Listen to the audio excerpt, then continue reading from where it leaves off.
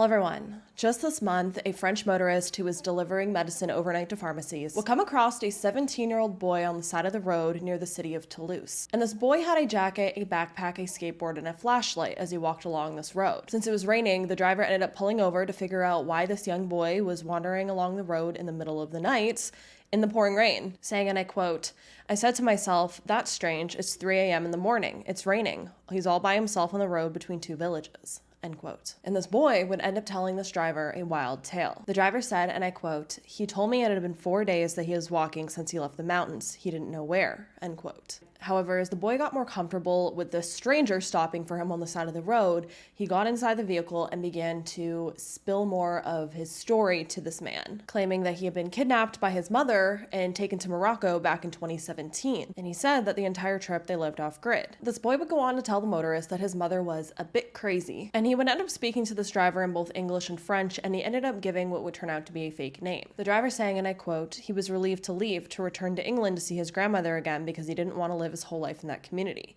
He wanted to have a real life with a real future."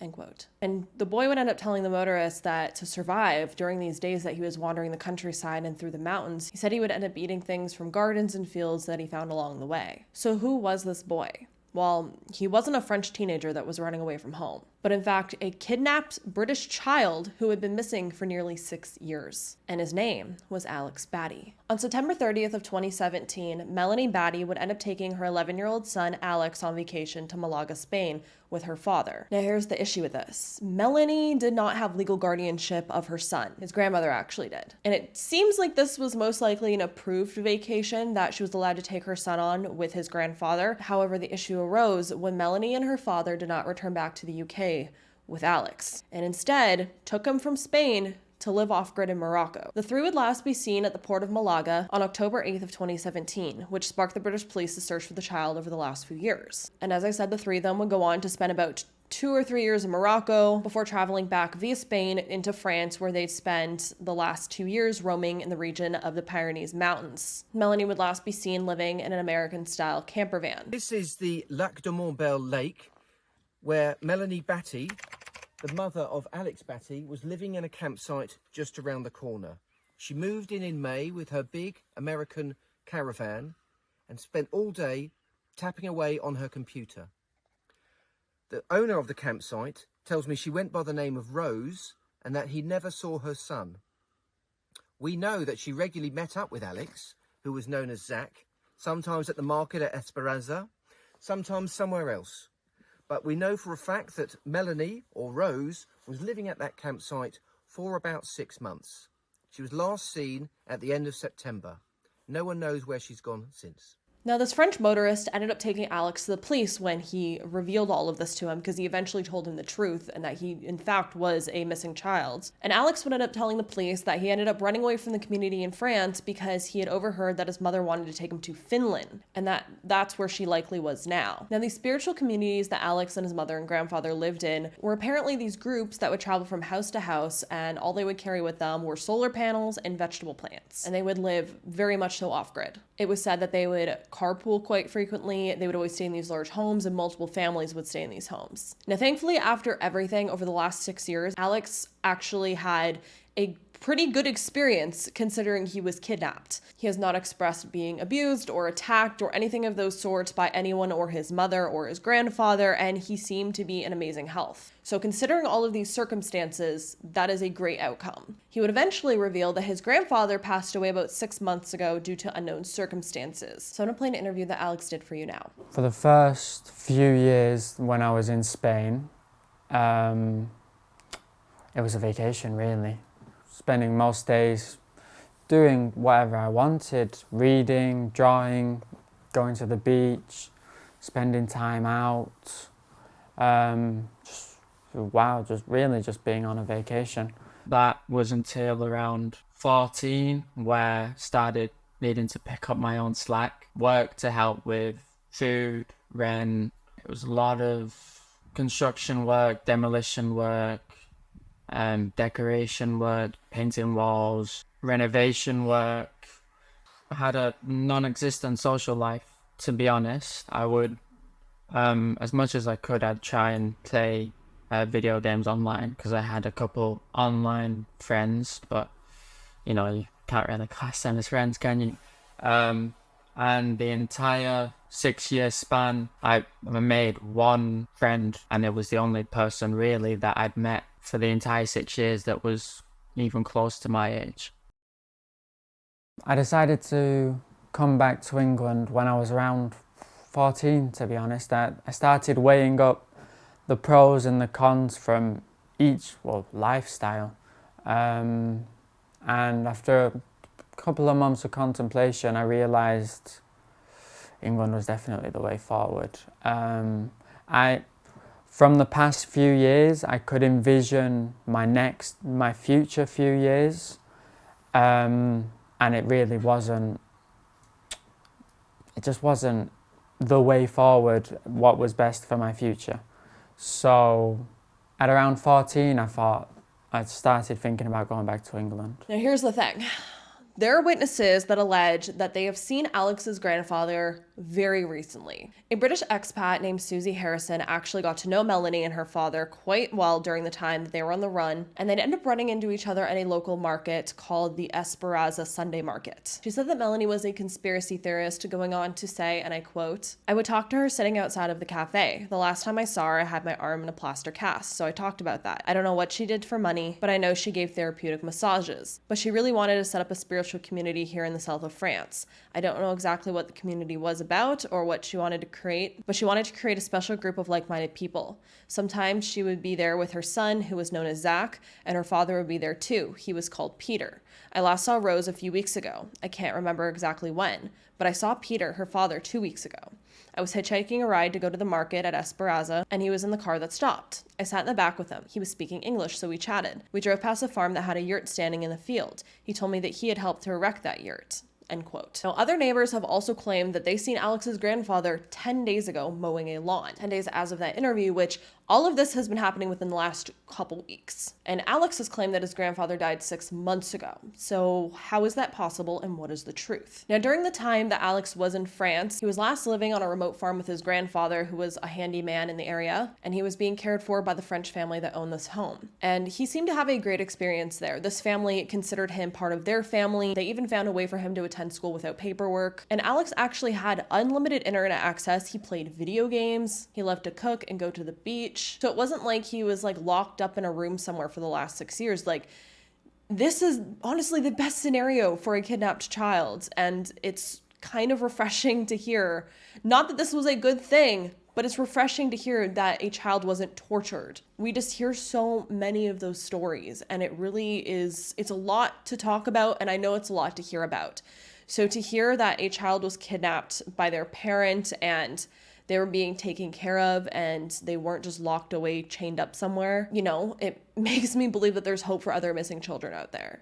Now, despite how the living situation seemed for Alex, he ended up catching wind that his mother wanted to take him to Finland, as I said, and he realized that if he wanted a future, if he wanted to go to school, if he wanted to make a solid life for himself, he needed to make a choice. And at this point, he realized that he didn't want to just continue being on the run. He was nearly an adult at this point. You know, he wanted to get his IDs. He wanted to go study computer science in college. So he ended up writing this note for his mother, which I'll have on the screen right now if you want to pause it and read it. And he ended up packing his things and he left. And that is how he ended up walking for days and running into that French motorist, which ended up taking him to the police. And here we are now. Now, this French motorist ended up allowing Alex to use his Facebook account, and he was able to contact his grandmother back in England this way. And he ended up messaging his grandmother saying, and I quote, "Hello, Grandma. It is me, Alex. I am in France, Toulouse. I really hope that you receive this message. I love you. I want to come home."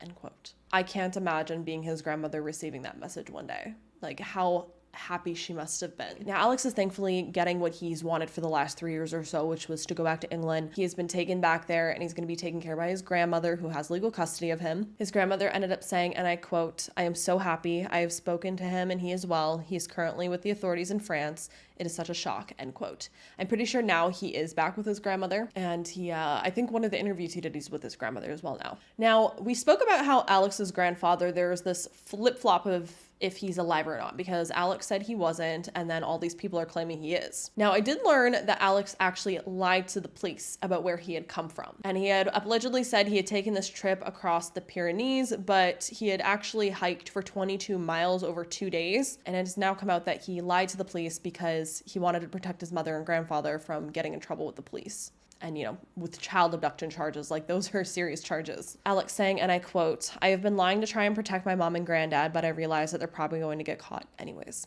end quote. I know that the decision to take me was what they thought was best for me and for my future. I know it came from love. I know it came from a place of protection, because of course they're my parents. But they thought about the present. They didn't think about the future. Okay, yeah, I was safe and I was always healthy, but no social life, no meeting people my own age, kind of always being isolated comes boring, to say the least, really. Even now, just talking to people, it's kind of hard for me because I've not done it for such a long time, talking to people my own age. If they were watching this, which probably were, if Grandad can figure out how to turn on an electronic device, I tell them I love them, tell them I'm sorry for leaving, but it was necessary for my future. All's good, happy, very happy actually, healthy. I love the cold, so I've got that again. That's it, really. I can take care of myself, so you don't have to worry about any of that. Yeah, hope you guys stay safe.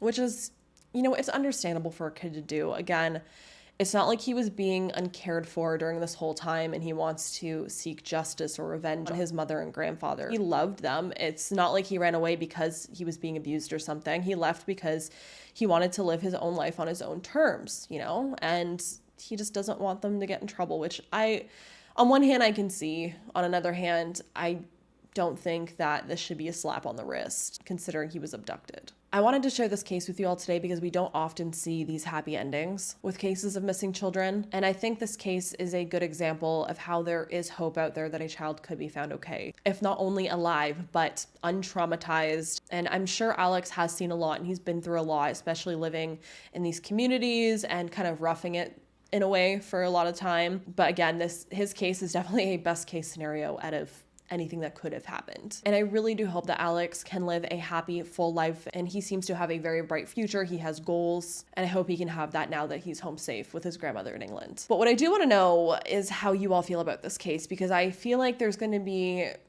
two different camps with how people feel. On one hand, Melanie and her father did kidnap Alex. That's not really up for debate. Like, I understand that is her child, but she did not have custody of him, and we don't know why. There must have been a reason why she didn't have custody. And I feel like if this was a man that kidnapped his child, people would look at this a little differently and be more harsh. Considering it's a mother, I feel like people might feel a little more sorry. But he was 11 years old when he was kidnapped. It's not like he was an older teenager or an adult that she kind of kidnapped away or something. Like, he was an 11-year-old. He didn't have a choice. And now that he is almost an adult, he is making his choice and he left. So I do think that her and her father need to answer for that. I do think they do need to. Now, do I think they need to spend, 20 years in prison or something, considering Alex doesn't want them to be charged? I don't think so. But again, I don't think this should be a slap on the wrist, because I think that shows that kidnapping a child is okay, and it's not. Just because this was a positive outcome in the end doesn't mean that someone else that does this isn't going to do something bad to the child. And I think, there should be an example made that you can't just kidnap a child. Doesn't matter if it's your own. If you don't have custody, there's a reason usually, and there was some reason that Melody didn't have custody, and so she should not have kidnapped Alex, especially when it seems like she was given some leeway to take him on a vacation, and the grandmother probably thought, this will be good for them, they can have some bonding time, and then she was basically slapped in the face because Melanie and, her father kidnapped him. But what do you all think? Let's have a discussion down below. I'm going to be in the chat with you all discussing this. Do you think Melanie and her father need to face up for what they did? And considering all things, I wish we had more cases like this that had a, quote unquote happy ending. We will eventually have answers for all of the missing children that we know about, because there are a lot. Summer Wells is a big one that comes to mind for me that we still have no answers on. That's a more recent case in the last couple of years. The parents were one of the last people to see her. You know, in a perfect world, all of these missing children cases would end up like the Alex's. But let's chat down below. At this point, Alex is safe. I wish him the best in his future, but should Melanie and her father be caught and face charges or, you know, face some kind of repercussions for this? Let's chat down below. As always, if you have any cases you want me to cover, let me know. I did see some people commented on the last video some cases, and I started researching them. So coming up this week or so, I should have those videos out. I know it's the holiday season, so happy holidays and Merry Christmas to anyone that celebrates. And as I always say, I hope you all stay safe out there. Lock your windows and doors, and I will see you in the next video.